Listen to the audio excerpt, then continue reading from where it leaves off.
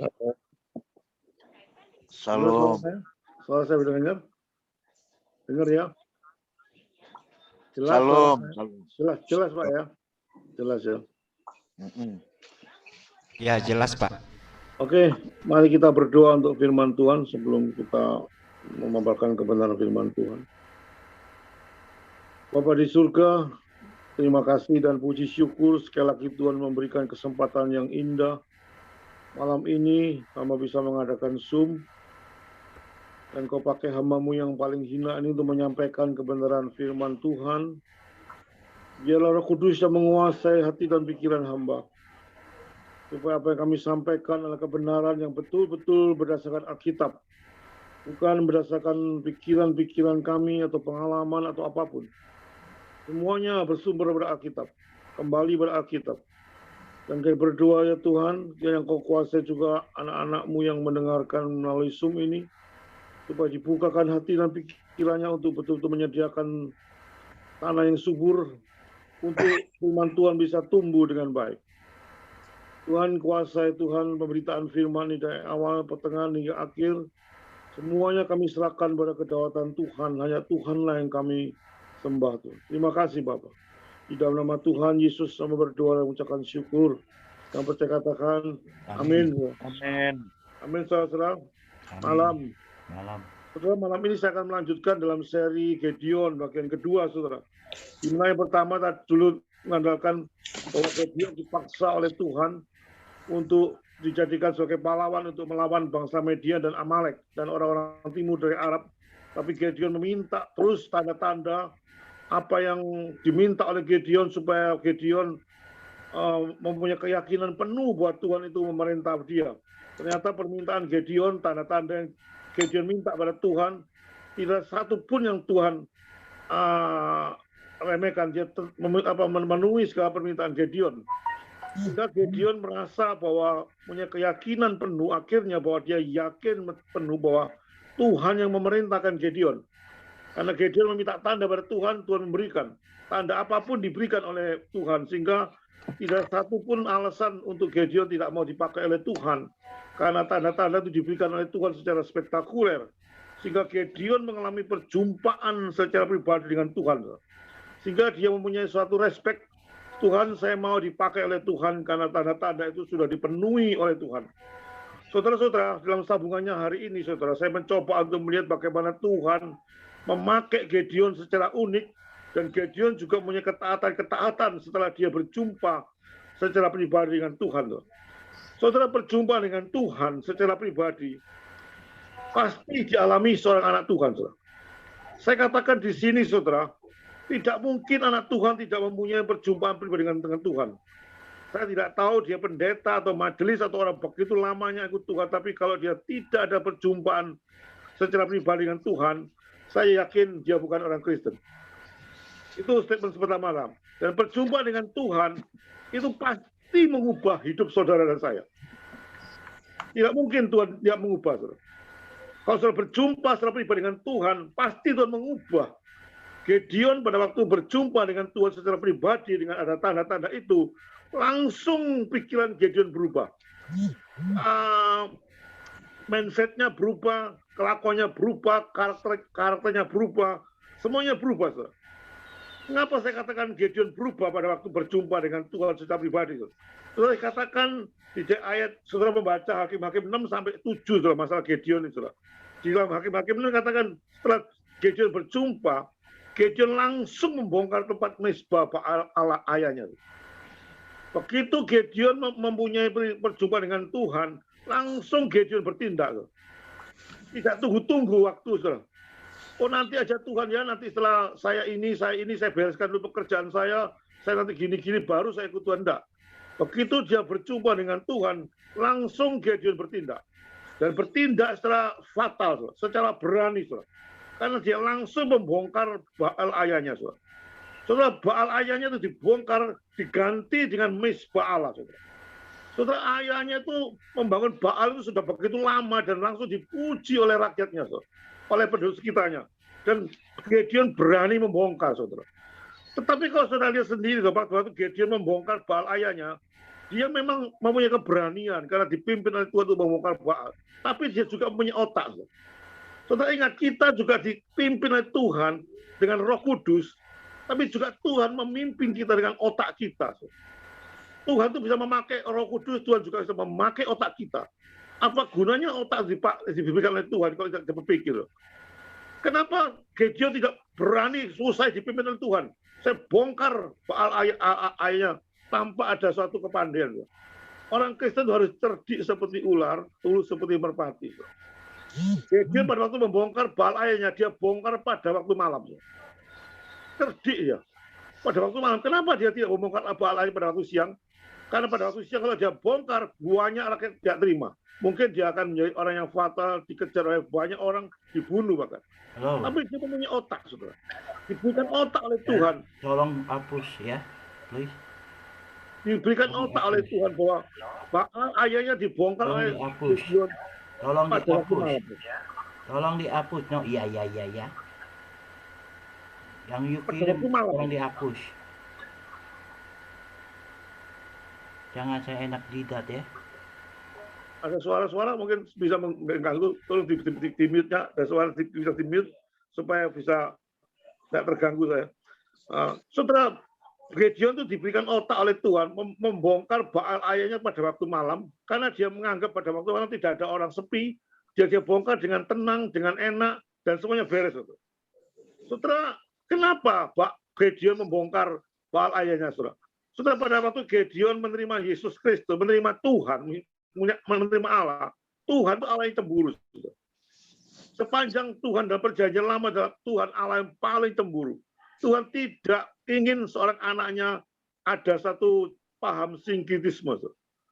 Pada waktu dia menangkap Gideon, Allah ingin fokusnya pada Tuhan, bukan pada Allah lain. Sehingga dia memerintahkan pada Gideon, bongkar itu Baal Allah. Saudara, orang Kristen itu sebetulnya pada waktu menerima Tuhan, Yesus Kristus, itu tidak ada sinkritisme. Tidak ada satu apapun kepercayaan lain yang menghalangi Allah. Satu. Kalau saya percaya pada Tuhan Yesus, hanya satu. Tidak ada serep-serepan. Saudara, saya lihat banyak orang Kristen sementara percaya pada Tuhan Yesus, sementara percaya pada tradisi. Sementara percaya pada Tuhan Yesus, percaya pada hal-hal yang lain. Hong Sui misalnya, paranormal, sekedar paranormal. Saudara, kalau sudah ikut Tuhan Yesus, semua itu harus disingkirkan. Saudara. Karena Allah kita itu Allah yang penuh dengan cemburu. Saudara. Tidak mau dinomorduakan Allah kita. Coba saudara ingat betul-betul. Pada waktu saudara percaya pada Tuhan Yesus, apapun yang ada dalam diri saudara, sekecil apapun saudara lepaskan. Karena Tuhan kita itu Tuhan yang sangat cemburu, dan Tuhan tidak mungkin dinomorduakan. Saudara. Tuhan pada waktu melihat Gideon tidak ingin terjadi sinkritisme. Tidak ingin menyembah Allah, menyembah Baal. Salah satu daripada Baal atau Allah, dia membuang Baal, itu anak Tuhan. Kehendak Allah itu jelas. Tuhan itu ingin membereskan lingkungan kita sendiri. Lingkungan kita sendiri dibereskan, baru Tuhan pakai untuk keluar. Saudara, Tuhan tidak mungkin pakai seseorang di dalam kehidupannya, di dalam dirinya sendiri, atau dalam keluarganya sendiri, dalam internalnya sendiri masih ada persoalan. Tuhan tidak pakai. Bukan pada waktu memakai seseorang, persoalan itu sudah beres, dibereskan dulu dalam lingkungan sekitarnya, baru Tuhan mengutus keluar, saudara. Saudara, pada waktu bangsa Israel keluar daripada Mesir, saudara, dikatakan bangsa Israel itu budak Mesir, saudara. Coba saya perhatikan dalam kitab Kejadian. Pada waktu orang Israel keluar daripada Mesir, Tuhan menyebut orang Israel itu apa? Pasukan-pasukan Yehova. Saudara, pada waktu tinggal di Mesir, itu disebut budak Mesir. Tapi pada waktu dipakai oleh Tuhan untuk keluar di Mesir, Tuhan menyebut inilah pasukan-pasukanku. Saudara, kita itu sebagai anak Tuhan, pada waktu dipakai oleh Tuhan, kita ini seperti pasukan-pasukan Tuhan. Bukan lagi orang biasa, pasukan Tuhan yang siap untuk berperang untuk Tuhan. Saudara. Dan kita cara kerja Tuhan seperti itu, saudara. Seringkali menempatkan pada hal-hal yang sulit lebih dulu, baru yang gampang, saudara. Saudara, ketaatan pada Tuhan itu membawa dampak yang baik, saudara. Saudara, Gideon itu taat pada Tuhan walaupun perlu resiko, saudara. Sangat besar resikonya. Dia membongkar bait Allah. Dia tahu resiko apa pada waktu dia membongkar Baal ayahnya. pasti rakyatnya ngamuk. Saudara. Karena puluhan tahun Baal itu disembah oleh suku sekitarnya, oleh lingkungan sekitarnya. Saudara. Dibongkar secara mendadak dan secara cepat oleh Gideon. Pasti mengalami kemarahan. Akibat apa, saudara? Satu kota besar ngamuk sama Gideon, satu orang yang membongkar Baal. Pasti kematian. Tetapi Gideon nggak peduli, saudara. Walaupun dia penuh resiko, kalau taat pada Tuhan, apapun yang terjadi dia lakukan. Saudara. Dia bongkar-bongkar, saudara. Saudara, ketaatan membutuhkan suatu pengorbanan. Saudara. Ketaatan membutuhkan suatu keberanian. Pada saat saudara punya ketaatan batin, apapun resikonya, saudara. Saudara harus berani menghadapi, saudara. Dikatakan Tuhan Yesus katakan dalam Matius mana, aku datang bukan membawa damai, kata Tuhan. Aku datang untuk membawa pedang, saudara. Memisahkan antara ayah dan anak, antara menantu dan mertua. Itu artinya apa, saudara? Pada saudara percaya pada Tuhan Yesus, tidak ada satu pun orang yang bisa menghalangi saudara percaya pada Tuhan Yesus. Kalau ayah saudara, orang tua saudara, mertua saudara, istri saudara menghalangi saudara ikut pada Tuhan, singkirkan. Itu maksud pedang, saudara. Bukan berarti benci ya. Kalau saudara percaya pada Tuhan, ada orang tuanya, tidak usah percaya pada Tuhan. Saudara cinta orang tua atau cinta Tuhan. Itu masalahnya, saudara. Bukan berarti kita menghujat orang tua, enggak. Kita menghormati orang tua, tapi kita mengutamakan orang tua atau Tuhan. Kalau orang tua bilang, Pak Liman, kamu dulu sudah saya tentukan untuk percaya pada agama Buddha, kalau saya agama Buddha, sekarang jadi orang Kristen. Pada waktu orang tua saya mengatakan, berhenti kamu jadi Kristen. Saudara, apa saya menurut pada orang tua? Apa saya menurut pada Tuhan? Saudara, kalau kita anak Tuhan, sungguh-sungguh, saudara. Ya kita bicara baik-baik dengan orang tua. Tapi kita tetap harus ikut Tuhan. Tidak mungkin menuruti orang tua. Saudara. Itu maksud ayatnya, saudara. Demikian juga Gideon. Pada waktu Gideon dipakai oleh Tuhan, dia tahu ayahnya itu menyembah Baal. Tidak peduli ayahnya, dia sikat, saudara. Saudara, itu anak Tuhan, saudara, sebetulnya. Apapun halangan, apapun, saudara. Saudara menghalangi, apapun yang menghalangi saudara ikut Tuhan, disingkirkan, saudara. Tidak boleh kompromi. Tidak ada kata-kata netral, tidak ada kata-kata ya sudahlah, kompromi tidak bisa. Doktrin pada kekristenan hitam atau putih. Tidak ada kata-kata netral atau abu-abu, saudara. Harus tegas sebagai anak Tuhan, tegas. Khotbah ini seringkali keras, saudara. Tapi kekerasan ini membuat saudara betul-betulnya ketaatan sungguh-sungguh, saudara. Tidak kompromi, saudara. Tidak sok suci, tidak sok munafik, saudara. Sekali taat pada ikut Tuhan, apapun yang menjadi penghalang saudara untuk ikut Tuhan, saudara harus sikat, saudara. Tidak peduli siapapun, saudara. Setelah kalau Tuhan memberikan suatu pertobatan pada Gideon, seringkali saya katakan, Tuhan pasti memberikan sesuatu yang baik untuk Gideon. Pada waktu ketaatan itu dilakukan oleh Gideon, dia membongkar baik ayah, ternyata ayahnya tidak marah, saudara. Apa yang dipikir oleh Gideon itu tidak terjadi, saudara. Seringkali kita takut, saudara. Nanti kalau kita berbuat demikian, nanti ayah saya marah, ngusir ini, nanti berbuat demikian, nanti pekerjaan saya kinda. Tapi kalau kita taat Tuhan sungguh-sungguh dan percaya pada Tuhan dan berdoa pada Tuhan dengan serius dan sungguh-sungguh meminta pada Tuhan, Tuhan itu pasti memberikan jalan yang terbaik, saudara. Tidak mungkin orang Kristen mengalami deadlock, saudara. Tidak mungkin orang Kristen mengalami suatu keadaan yang begitu terpepetnya, saudara. Tidak mungkin, saudara. Pasti ada jalan keluar, saudara. Yang terutama bahwa kita itu mengutamakan Tuhan lebih dulu, saudara. Kita berandai-andai kalau kita begini, bagaimana nanti begini. Saya rasa bukan orang Kristen. Saudara. Kita berpikir itu dari sudut teosentris, sudut pada Tuhan, bukan pada sudut pada manusia. Saudara. Saudara, ada seorang pendeta mengatakan perpuluhan, bisa kasih contoh, saudara, supaya pendeta suka pada manusia. Saudara, kalau ada perpuluhan, katanya dia, pendeta itu bicara di YouTube, banyak di YouTube. Kalau ada orang tua sakit, perpuluhan diberikan pada orang tua dulu atau pada Tuhan dulu. Dia bicara pada orang tua dulu. Orang tua dulu harus dimewakan, harus diinikan, baru perpuluhan kesekian. Saudara, orang ini orang mengandalkan manusia, saudara. Dia tidak percaya pada Tuhan. Kalau kita mengutamakan Tuhan di atas segala-galanya, Tuhan tidak mungkin membuat kita dalam keadaan posisi deadlock, saudara. Kalau kita memberikan yang terbaik pada Tuhan, perpuluhan dengan baik sekali pada Tuhan, Tuhan akan memberikan jalan yang paling baik, saudara. Tidak mungkin anak Tuhan dipepetkan atau ditakut situasi yang seolah tidak ada jalan keluar. Tidak mungkin. Saudara. Allah kita, Allah yang begitu membuka jalan itu berjuta cara membuka jalan. Saudara. Nggak mungkin. Persoalannya kita nggak berani. Sangat nggak berani untuk taat pada Tuhan. Seringkali kita berpikir, kalau uang ini tak kasih sama Tuhan, nanti kalau membayari orang tua sakit, masuk rumah sakit bagaimana? Itu kadang-kadang kita punya pikiran. Logika akal masuk akal. Pendeta gitu pada waktu berbicara gitu, tepuk tangan oleh banyak orang. Wah, pendeta itu hebat. Masuk akal ya, berarti orang tua lebih dulu. Itu secara manusia dipuji-puji orang. Tetapi dari sudut Tuhan, dia mengutuk Tuhan. Dia tidak percaya pada Tuhan. Dia menghina Tuhan, kata-kata itu. Kalau saya sarankan, berikan dulu pada Tuhan. Urusan orang tua, Tuhan nanti bisa memberikan jalan keluar terbaik. Yang dikatakan Matius 25, satu kamu lakukan, satu jangan diabaikan. Kalau pada waktu kamu mengasihi kepada Tuhan, pada saat ada orang tua sakit, yakin mutlak, pada saat kamu memberikan kepada orang tua, pasti Tuhan memberikan itu tidak mungkin. Saudara, saya ngalami sendiri, saya bicara bukan sekedar bicara sembarangan. Saya ngalami sendiri keadaan seperti itu, terpepet dua hal. Sementara orang tua sakit, saya tidak punya uang. Sementara harus berikan pada Tuhan. Saudara, apa yang terjadi? Ternyata orang tua tidak terlalu banyak biaya, pasti dicukupi. Pada saat detik-detik tertentu untuk keperluan orang tua, Tuhan cukupi. Tidak mungkin dia dicukupi. Pada waktu anak sekolah, ada imbalan anak sekolah atau bayar perpuluhan. Kalau menurut pendeta tadi, lu anak sekolah dulu dong, anak dulu yang diperlukan. Oh, kita logika akal kalau anak sekolah masuk nggak bayar.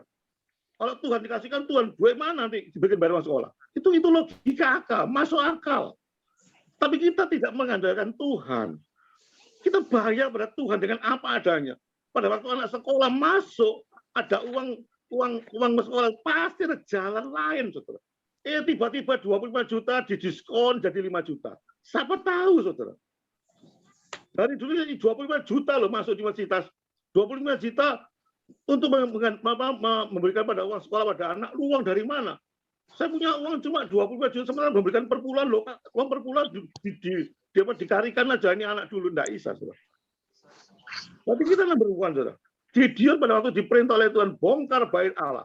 Bongkar itu bala, dibongkar sama Gideon. Dia tidak peduli resiko apa. Saudara, ternyata apa yang dipikirkan Gideon, saya nanti dimarahi ayah saya, nanti saya dibunuh oleh banyak orang. Tidak terjadi, saudara. Saudara, semua kejadian detail demi detail itu ada di tangan Tuhan. Saudara. Tuhan bisa membuat ayah Gideon tidak marah. Tuhan bisa membuat rakyatnya tidak marah pada Gideon. Saudara. Karena Gideon mempunyai itu ketekatan untuk membongkar. Saudara. Demikian juga kalau melakukan perintah Tuhan, perpuluhan dibayar dengan sungguh-sungguh serius. Hal-hal lain itu pasti Tuhan akan berikan jalan keluar. Saudara. Jangan pernah khawatir, saudara. Kalau saudara merasa khawatir, berarti Tuhan ini nggak cukup, Tuhan. Saudara menghina Tuhan. Tuhan itu Allah yang kaya, saudara. Dia pencipta kalik langit, bumi, serta segala isinya, semua ciptaan Tuhan. Tuhan yang membuat uang saudara kaya, Tuhan yang membuat saudara miskin, itu semua karena Tuhan. Saudara, kalau saudara mengkhawatirkan hal itu, saudara, dengan logika akal pendeta itu katanya hebat, saudara, disurai orang banyak, ditepuk tangan banyak, dia menghina Tuhan. Saya katakan saya keras bicara demikian, tidak peduli saya. Karena saya betul-betul yakin kalau saudara ikut Tuhan, mengutamakan Tuhan di atas segala-galanya, maka semua infrastruktur yang saudara butuhkan, pasti Tuhan genapi dan Tuhan akan selesaikan. Dengan logika akal kamu sudah masuk akal. Bagaimana Tuhan yang besar dimasukkan pada pikiran saudara yang kecil sekali, saudara. Biarlah kita berani bertindak, saudara. Di Zoom ini, saudara. Nggak main-main sama Tuhan.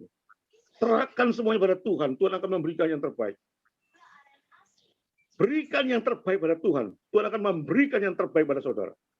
Jangan pernah khawatir pada saat memberikan hal-hal yang betul-betul murni, betul-betul sukarela, betul-betul sungguh-sungguh kepada Tuhan. Berikan pada Tuhan. Tuhan akan menolong saudara. Saudara Gideon, saudara.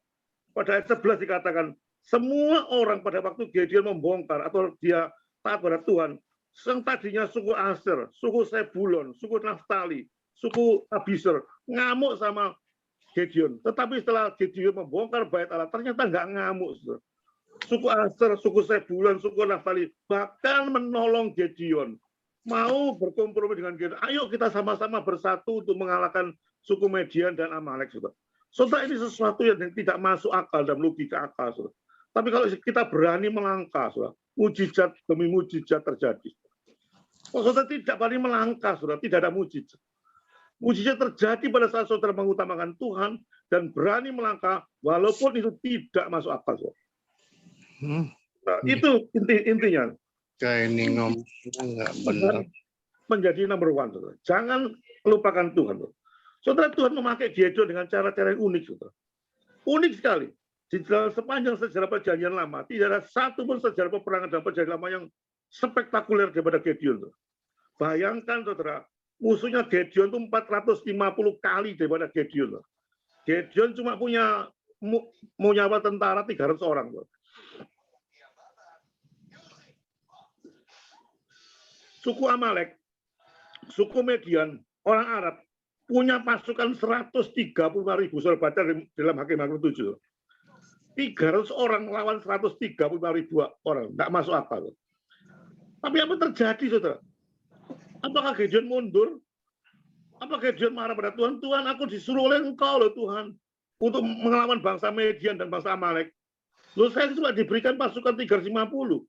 Musuh saya itu 135.000, berarti 450 kali kekuatan.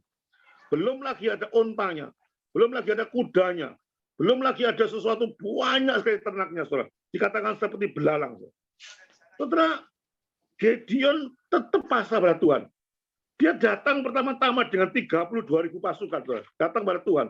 Tapi Tuhan menguji dua kebenaran untuk Gideon. Yaitu pertama ujian keberanian, dan kedua ujian kewaspadaan. Tuhan mengatakan, kenapa begitu banyak Gideon kok membawa 32.000 pasukan? Akhirnya Gideon mengatakan, siapa yang gentar? Siapa yang takut perang ini melawan Gideon? Pulang. Pulang. Saya tidak butuh pasukan yang takut. Tuh. Karena satu orang takut mempengaruhi banyak pasukan. Tuh. Akhirnya dari 32.000 orang, 22.000 orang pulang. Tuh.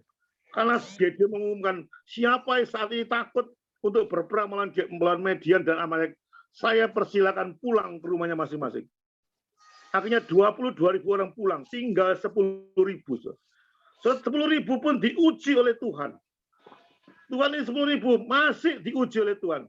Siapa yang minum air langsung dengan lidahnya di kolam dikumpulkan, siapa yang minum air dengan tangannya langsung di mulutnya dikumpulkan sebelah kanan. Akhirnya meminum air langsung lidahnya dengan kolam itu ada kira-kira 9.700 orang, sehingga 300 orang, 350 orang yang minum dengan tangannya masuk ke mulut. Itu yang dipakai oleh Tuhan.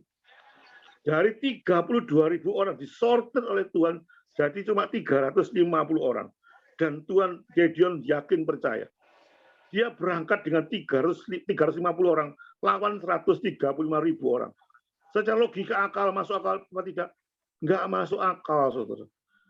Tapi kalau kita sudah percaya pada Tuhan, serius percaya, bukan epok-epokan, bukan abal-abal, bukan sekedar di mulut tuh hebat-hebat, saya cinta Tuhan, cinta Tuhan. Waduh, kalau bicara Tuhan, tapi kalau kenyataannya, saudara takut menghadapi itu. Saudara bukan orang Kristen serius, bukan orang Kristen fundamentalis. Saudara orang Kristen yang sekedar cuma bicara tapi tidak berani melakukan. Gideon berani, saudara. Saudara harus berani melakukan. Saudara Tuhan apa yang Tuhan perintahkan, saudara lakukan dengan serius. Gak usah mikir, saudara. Dengan resiko apapun, karena Tuhan itu Allah yang begitu baik dan begitu cinta, tidak mungkin meninggalkan saudara dalam kondisi apapun. Saudara 150 orang akhirnya dikalahkan oleh Gideon dengan cuma apa? Dengan buyung dipecahkan, saudara. Sangkakala dibunyikan, dipecahkan pada waktu dibunyi, dipecahkan sangkakala ditiupnya pasukan Median, Amalek, mudar kabeh, saudara. Kocar kacir, saudara, saling membunuh, saling takut, sehingga lari semua, saudara. Saudara, apakah ini pertempuran, saudara? Saudara, ini pertempuran antara Allah dengan Median dan Amalek. Bukan saudara yang bertempur, tapi Tuhan yang bertempur. Saudara, serahkan pada Tuhan. Pada saat saudara memberikan suatu ketaatan pada perintah pada Tuhan, serahkan, ini Tuhan yang bekerja. Bukan saudara yang bekerja. Saudara, lakukan segala sesuatu apapun, saudara. Saudara tidak punya uang apapun, pada waktu tidak punya uang apapun, Tuhan, aku tidak punya uang apa-apa, Tuhan. Besok pagi aku punya makan apa, tidak punya. Ya sudah, aku nyolong, Tuhan, malam ini. Tidak bisa gitu. Tuh. Serahkan pada Tuhan, Tuhan, aku cuma punya uang sekian, loh. Besok aku makan apa, enggak tahu. Serahkan pada Tuhan. Pasti besok terjadi mujizat. Saudara percaya pada Tuhan mutlak, saudara. Gideon demikian. Ketergantungan mutlak pada Tuhan itu harus ada pada diri seseorang yang percaya pada Tuhan Yesus. Kalau orang mengaku percaya pada Tuhan Yesus, kalau tidak tergantung mutlak pada Tuhan, saya yang meragukan ketergantungan kepada Tuhan. Mempercayai kepada Tuhan itu seluruh hidupnya Tuhan. Sehingga Gideon berhasil saudara mengalahkan pasukan Midian dan Amalek dengan kekuatan Tuhan, saudara. Dengan anugerah Tuhan, dengan pertolongan Tuhan. Walaupun dengan 300 orang dia berangkat, saudara, karena yakin bahwa Tuhan ada di balik Gideon. Gideon yakin bahwa Tuhan di balik peperangan itu Tuhan yang bekerja.